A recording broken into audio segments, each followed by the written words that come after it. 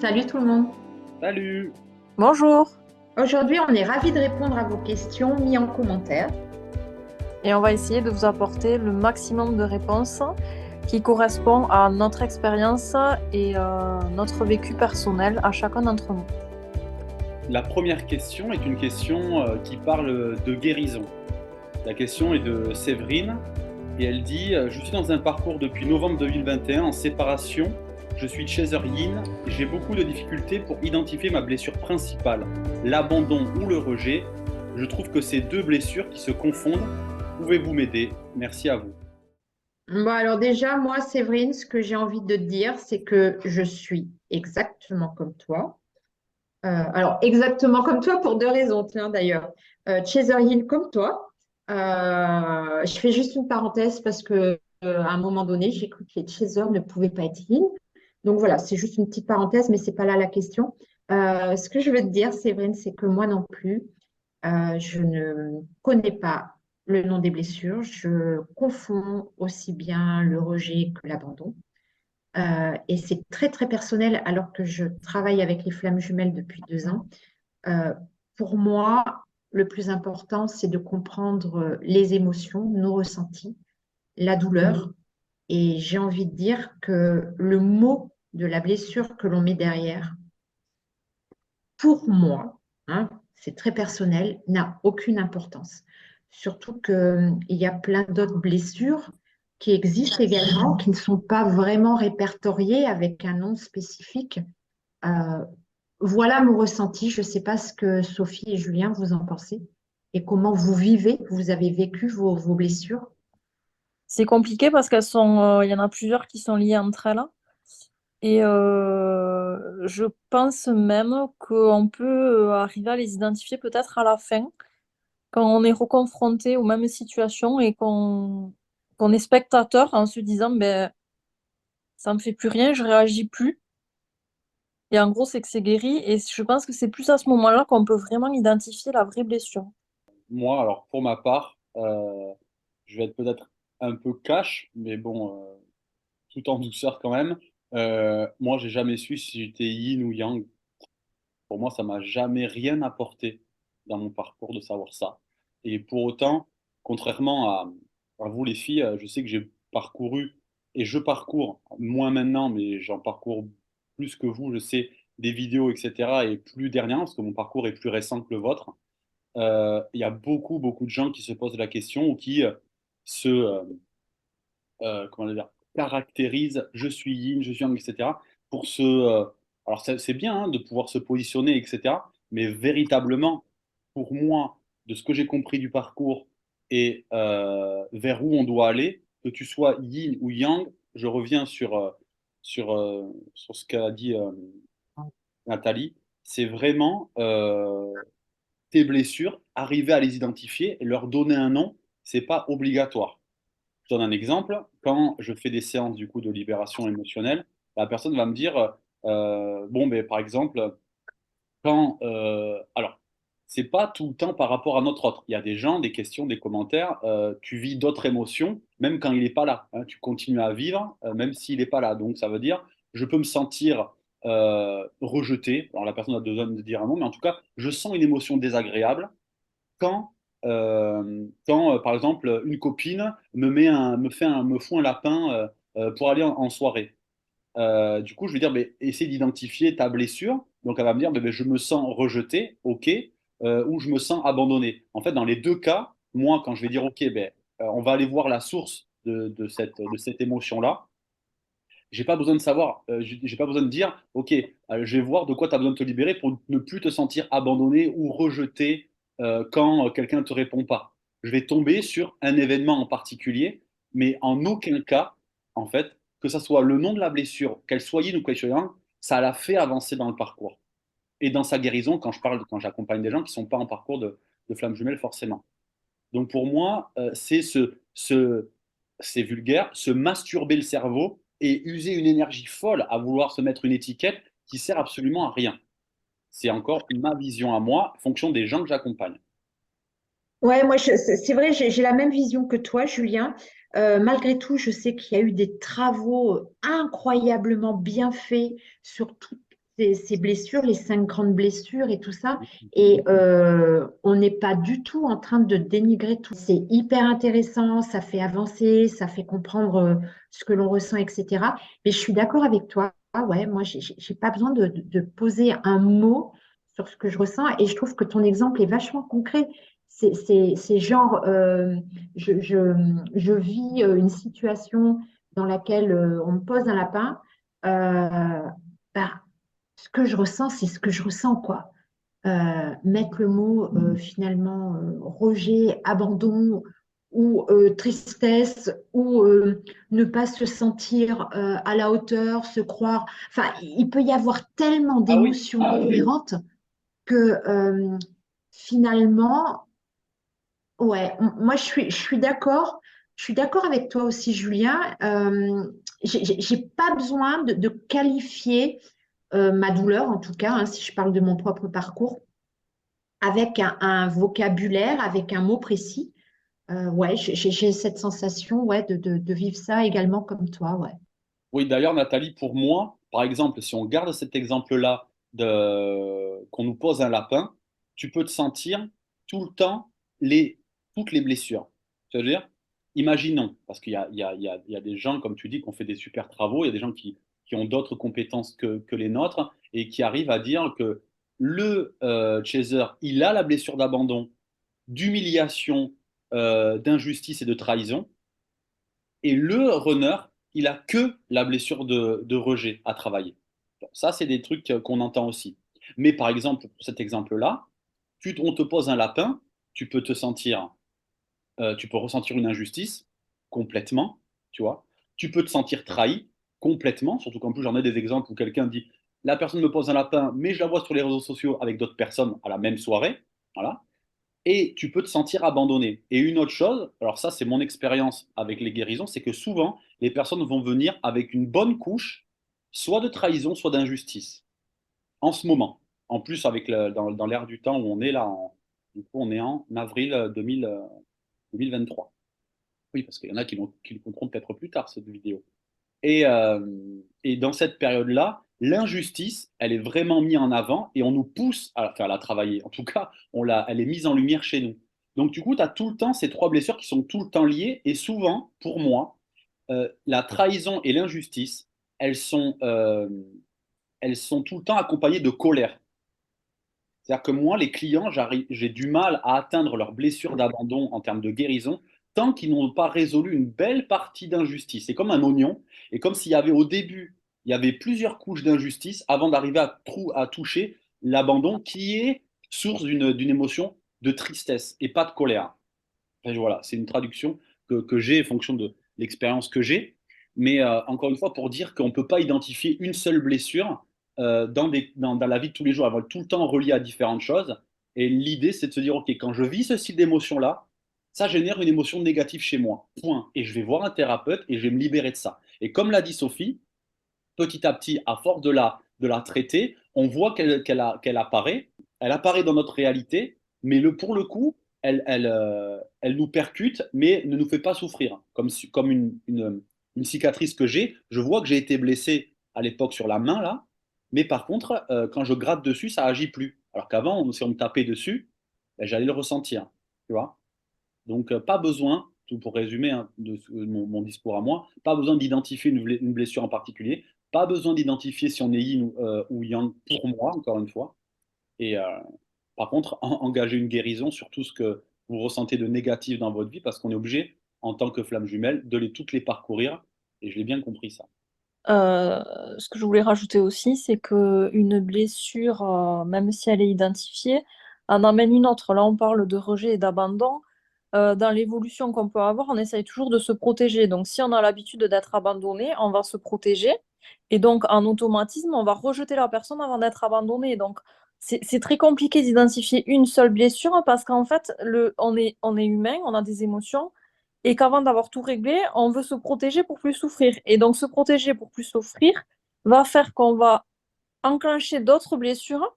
Parce que là, pour le coup, si on a l'habitude d'être abandonné et qu'on veut plus être abandonné, dès qu'on a peur, qu'on est amoureux, par exemple là, de sa flamme jumelle, ben on va la rejeter pour pas qu'elle nous abandonne, par exemple. Ça peut être ça aussi. Donc là, C'était juste pour agrémenter encore une fois qu'on ne peut pas identifier une seule blessure et que c'est plusieurs blessures qui se corrèlent les unes aux autres ou qui s'emboîtent ou qui font que. Le but étant, c'est qu'il faut essayer au maximum d'en guérir pour évoluer et guérir et avancer sur le parcours. Ça, c'est une certitude, mais ça se fait jamais dans la facilité, c'est certain. On le sait bien. Et puis, je voulais rajouter également que au-delà du mot, le mot, le vocabulaire de la blessure, le plus important, c'est de comprendre que à chaque fois, on ressent quelque chose que l'on a vécu pendant notre enfance, et c'est aller se reconnecter à ces émotions d'enfance, à ces douleurs vécues. Et c'est exactement ce que disait Sophie, le fait qu'on se barricade derrière des émotions, qu'on mette des attitudes pour ne plus avoir mal, lâcher ça. C'est ça en fait le but. Donc derrière, j'ai envie de dire effectivement le vocabulaire, peut-être que l'on peut le laisser tomber, euh, sauf si vous en avez vraiment besoin et que ça vous aide à avancer sur ce parcours. Parce que pour certaines personnes, je pense que le fait de poser des mots et le fait de comprendre les blessures avec un vocabulaire très spécifique peuvent les aider. Mais le principal, c'est ouais, aller voir les émotions et retourner en arrière dans l'enfance et se dire, OK, c'est déjà des choses qu'on a vécues, et il est peut-être temps maintenant de lâcher. Julien, tout à l'heure, tu disais un thérapeute peut aider à lâcher tout ça. Je suis complètement d'accord. Mais moi, je suis persuadée aussi, alors le thérapeute forcément va vous aider, mais je suis aussi persuadée que chaque flamme jumelle a le don du nettoyage énergétique, a le don des transmutations énergétiques, et le fait de trouver la force de se mettre dans ce mal-être, hein, de ressentir les blessures profondes, permet de mettre en place justement cette transmutation énergétique. Et n'ayez pas peur de vos émotions. J'ai envie de dire, ouais, pour moi, ça serait le mot, enfin, la phrase la plus importante par rapport à cette question. Au-delà du vocabulaire, n'ayez pas peur de vos émotions.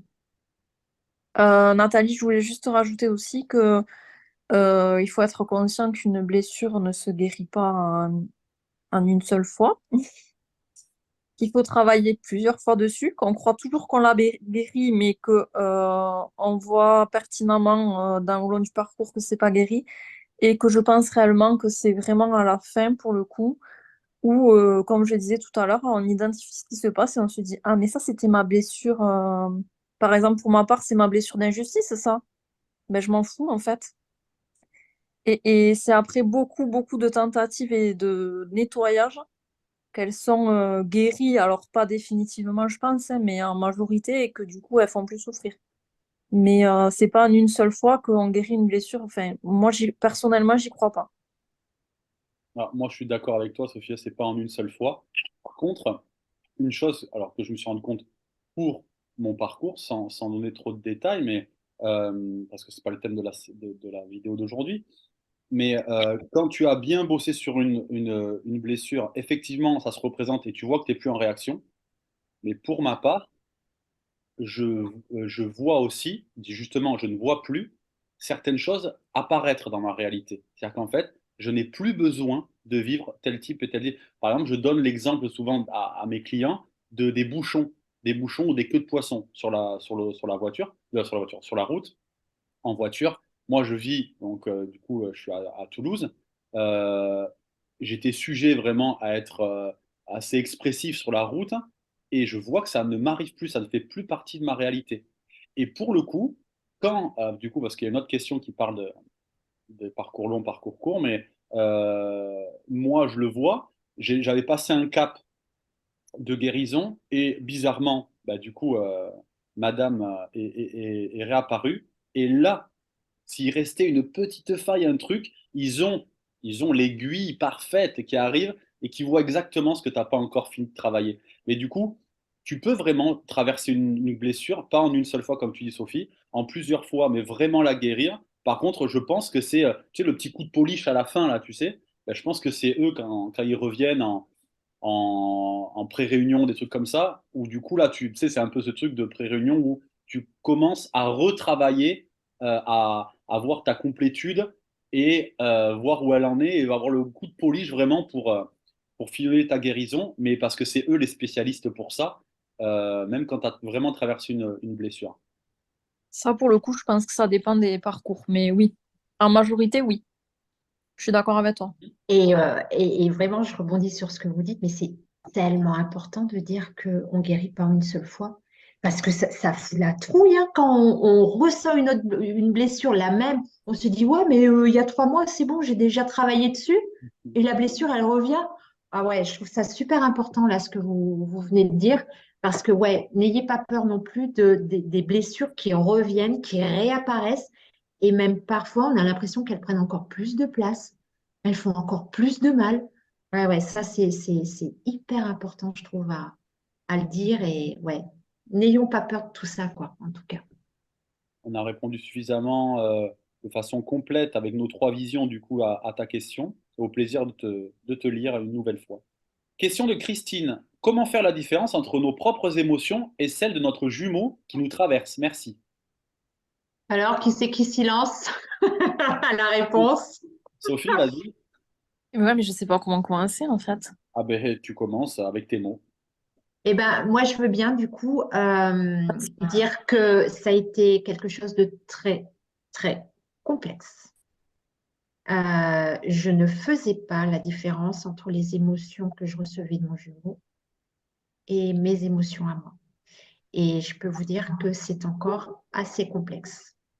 Du coup, j'ai vraiment du mal à l'expliquer. Et ce que je peux dire, c'est que, en tout cas, ça a été très complexe jusqu'à la deuxième grande séparation du parcours. Alors là, je ne faisais pas du tout la différence. C'était lui, c'était moi. Pouf, tout était mélangé. Il faut dire que je suis en pâte. Donc pour moi, c'est quelque chose de très complexe, hein. Moi, je ressens les émotions de tout le monde.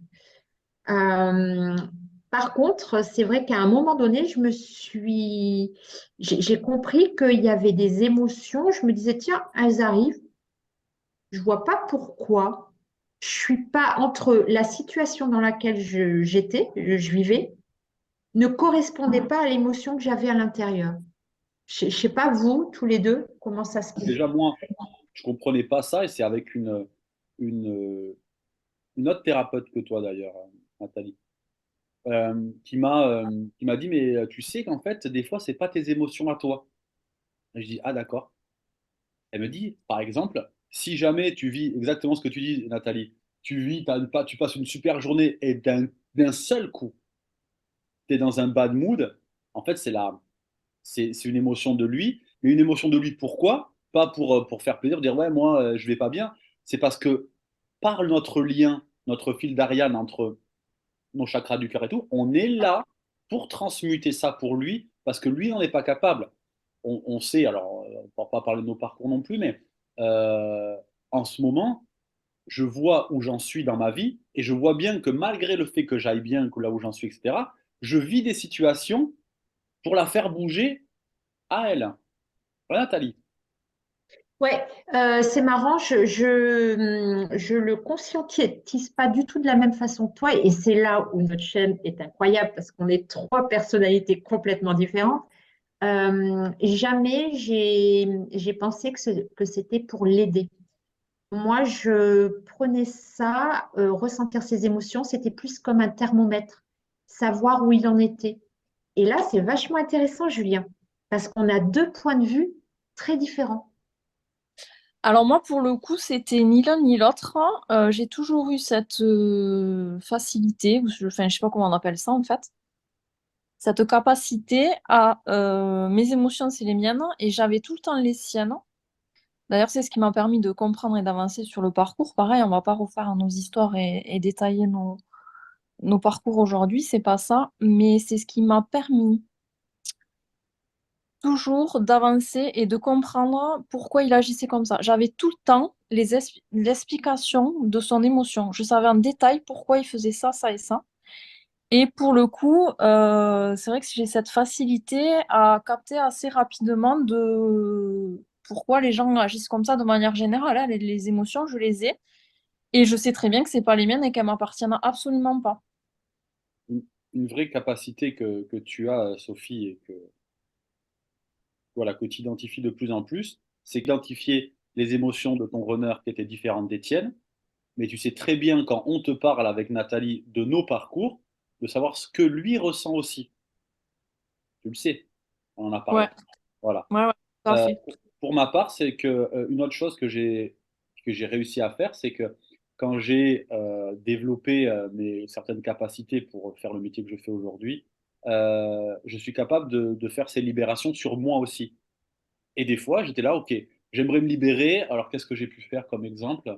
Je sais pas, je dis n'importe quoi, mais j'aimerais me libérer de cette tristesse que je ressens là. Je fermais les yeux et en fait, je voyais de suite ma jumelle et pas moi.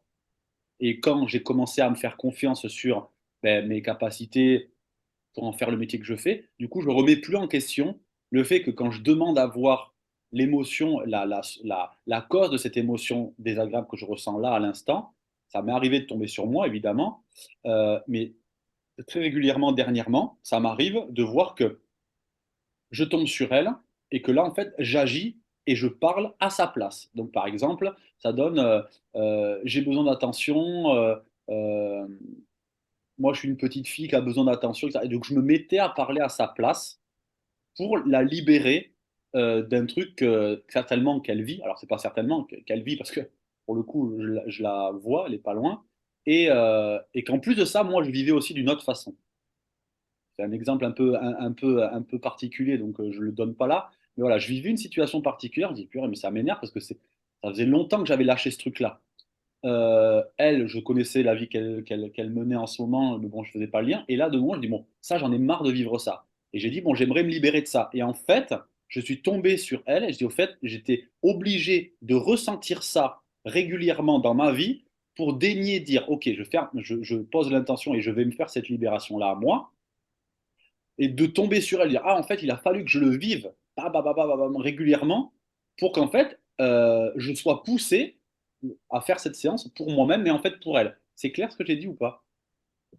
Pour moi, c'est clair, Ok. mais c'est hyper intéressant parce que, je pense qu'on a le même point de vue. C'est-à-dire que l'émotion que notre runner ressent et nos émotions à nous sont toujours en vase communicant. Et tout à l'heure, je disais, ouais, moi, j'ai l'impression que je prends du coup la température de ce qu'il est en train de vivre. Mais tu as raison, Julien. Prendre la température de son runner, c'est aussi comprendre ce qu'il est en train de vivre et la douleur du moment. Et effectivement, on peut certainement l'aider. Enfin, on ne sait pas certainement, c'est on l'aide en libérant notre propre blessure au même moment. Je ne sais pas si je suis claire non plus. Si, parce qu'en plus on en avait parlé dans le cadre d'un entretien, enfin, d'une visio qu'on a fait tous les deux, où en fait il a fallu que je vive certaines choses, quelque chose, pour du coup faire bouger l'énergie qu'il y a dans ce lien-là. Je la donne cette image, enfin, moi, elle m'a vachement parlé, à Nathalie. Euh, En fait, c'est que l'énergie où j'en suis moi et la guérison où j'en suis, c'est comme si j'étais je sais pas, un réservoir d'une essence en particulier. Et qu'en fait, cette essence-là, ben forcément, comme il y a un lien, comme s'il y avait un tube qui allait de moi à elle, du coup, amener un carburant, une essence pour aller jusqu'à elle. Donc, en fait, c'est moi, mon niveau de guérison et là où j'en suis, qui fait qu'en fait, elle bouge d'une certaine façon à la façon, l'image est pas top, hein, l'image d'une marionnette. Alors c'était pas très très sexy comme image, mais bon c'est en toute bienveillance. Tu veux lire, Nathalie? Tu l'as dans le coin? Ouais, j'ai la canalisation. Bah, vas-y, écoute ça, parce que franchement, même toi, tu étais épaté de te rendre compte qu'il Ouais. fallait que je vive des trucs. Bah, écoute, vas-y, hein. C'est la canalisation de ta runneuse Ouais. qui te parle. Et elle dit ce que tu dois comprendre, c'est que c'est toi le chaser. Et c'est toi. Ah, je ne l'avais pas relu avant, donc c'est pas très français, mais c'est pas grave, je continue. C'est toi le chaser et c'est toi qui as la feuille de route. Ah oui, c'est toi le chaser. Je recommence. Ce que tu... Oui, parce que je le comprends en même temps que je le lis. On va y Euh, arriver. Ce que tu dois comprendre, c'est que toi, le chaser, c'est toi qui as la feuille de route de notre parcours. C'est toi qui as les infos. C'est toi qui gères notre lien. Moi, je ne suis que le miroir de notre évolution à deux. Moi, je ne te donne que les indications de là où on va, de ce que le lien est en train d'apprendre. Je ne suis que la marionnette qui t'indique la direction à prendre. Et c'était la fin de la partie de canaliser qui était intéressante. Ouais. En plus, ça répond pas mal à la, à la, à la question du coup de Christine. Est-ce qu'on a d'autres choses à rajouter? Bah, euh, je ne sais pas, du coup, est-ce que Christine va comprendre comment faire pour faire la différence entre ses émotions à elle ou les émotions de son runner? Ben, j'ai envie de dire qu'on a déjà aussi, nous, beaucoup de difficultés à faire la différence. Du coup, c'est compliqué de donner des détails. Alors, ouais, Sophie, tu veux dire? Oui. Oui, je disais, pardon, pas moi, du coup, excusez-moi, mais Voilà. Alors, pas toi, Sophie, et tu as complètement raison. Par contre, comment l'aider? Comment l'aider à faire cette alors, différence? ouais, moi, ce que je peux apporter, puisque du coup, j'ai zéro difficulté, parce que même moi, je veux dire, aujourd'hui, euh, comme je te disais l'autre fois, quand j'ai ces émotions, je me regarde les mains. En fait, il y a des moments où je fais des trucs et je sais que c'est lui, il est là, en fait. C'est comme s'il était dans moi. Enfin, il y a des moments où on est en fusion. Et donc, je sais que c'est lui. Donc, pour faire le résumé, enfin, essayer de donner des tuyaux pour savoir quand c'est pas nos émotions et que c'est les siennes, c'est qu'il y a quand même des situations où je suis désolée, mais on n'est pas du tout dans les mêmes émotions. On n'est pas tous les deux en mode nuit noire, on n'est pas tous les deux en mode funky, tout va bien. Donc, si on est dans un moment où on est super bien et que d'un seul coup on se sent pas bien, c'est que ça vient pas de nous, c'est pas possible. Mhm. Déjà, ça part de là, d'essayer de détecter des moments, des émotions qui sont vraiment contraires, d'essayer de les capter à ce moment-là pour petit à petit se familiariser avec comment ça arrive à l'intérieur de nous, comment on arrive à le percevoir, pour après, pour voir quand c'est des émotions plus complexes et qui se rapprochent plus de nous, arriver à les identifier. Je sais pas si je suis claire, hein. Ouais. Si. Ouais, t'es claire, Sophie. J'ai envie de dire un truc. Moi, il y a un moment donné dans le parcours, c'est toujours au niveau de la deuxième grande séparation. C'est vraiment un moment fort hein, dans le parcours. Je ressentais énormément de fatigue et vraiment une fatigue lourde. Et mes guides me disaient, ouais, mais ces fatigues-là sont pas les tiennes. Mais là, franchement, je n'aurais pas eu ce message de mes guides. Mais comment je pouvais faire la différence, quoi? Parce que c'est dur quand même. Il y a des moments où on est vraiment dans un état, mais ça commence déjà dès le lever le matin, quoi. Et on est dans un état, mais c'est compliqué. C'est comme si on portait un poids en nous. Et ouais, je trouve que c'est pas si facile que ça. Moi, ce que je peux te dire là, c'est effectivement, par rapport à ce que tu dis, Sophie, c'est se faire davantage confiance. Se faire davantage confiance sur, OK, je ressens quelque chose là, ça m'appartient pas. Enfin, c'est pas possible. Comme tu dis, Nathalie, je vais bien, ça m'appartient pas. La deuxième chose qui me vient aussi, c'est que quand tu atteins euh, un niveau de guérison, une complétude, on va dire, alors pour pas dire validé par un thérapeute, mais que tu vois que tu n'es pas en train de te mentir, en train de dire ouais, je vais bien, etc., j'ai tout parcouru, mais tu arrives à un endroit où du coup, c'est quand même très rare de ressentir des émotions très fortes. Du coup, si ça t'arrive, tu peux dire plus facilement, ça ne m'appartient pas.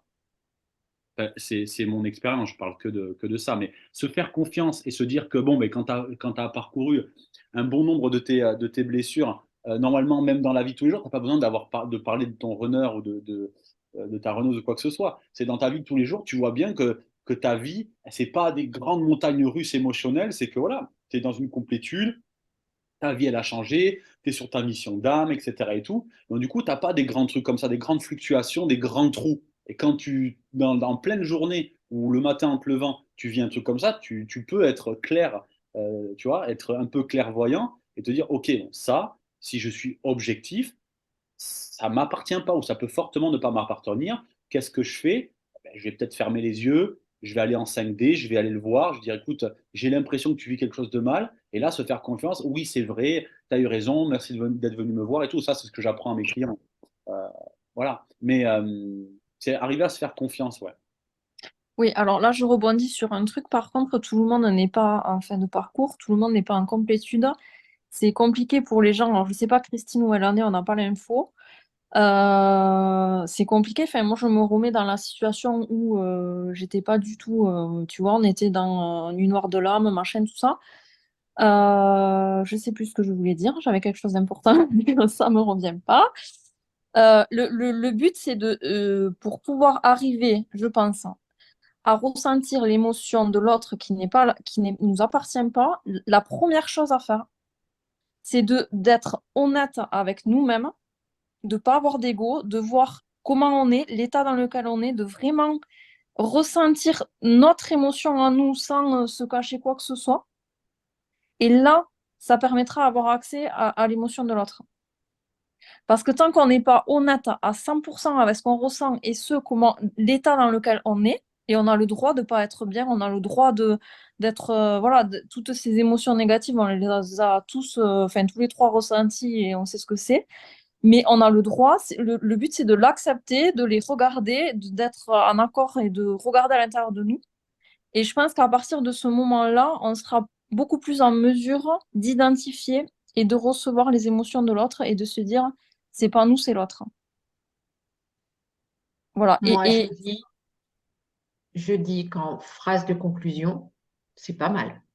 Là, Christine, je pense que Sophie t'a apporté pas mal de trucs intéressants. Voilà Christine, on espère qu'on a pu répondre à ta question de la façon la plus exhaustive possible.